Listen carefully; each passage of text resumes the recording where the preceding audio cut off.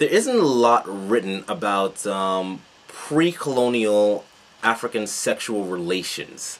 Yes, and I actually found a very interesting article that was written by Milisuthando Bongela in the City Press, South Africa, and it had quite a few interesting things in the article.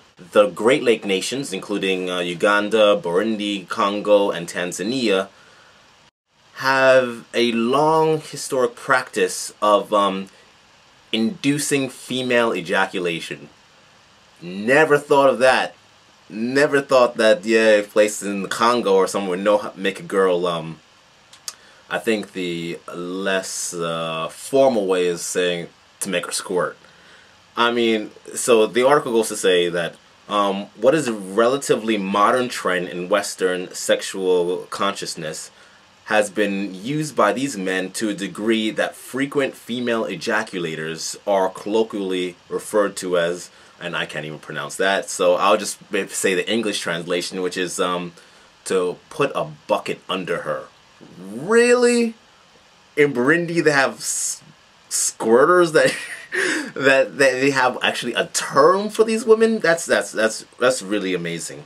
The second interesting point that that was laid out in the piece was when she was talking about kissing, and apparently their Africans don't really engage as much in kissing. I find that to be interesting as well. I mean, whenever I've dated somebody who's African, they've been, you know, pretty open to kissing, so never really thought of that. But okay, maybe that does need further investigation. And lastly, there was another interesting point of how teenagers learn about sex. The practice is called eucomentia. A great name, eucomentia. Anyway, is where teenage boys and girls are allowed to engage in sexual play that involves genital stimulation, but does not include any form of actual penetration.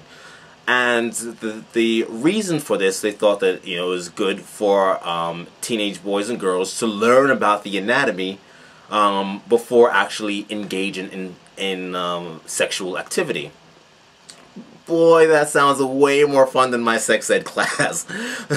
I've never heard of a situation like this before, so to be allowed to, you know, just get to learn about her body and just, you know, don't be afraid to touch. Oh my God, they can't bring that to the West. They can't bring that to the West. But apparently that was abolished by after colonialization, and missionaries were so appalled by this practice. So very interesting piece.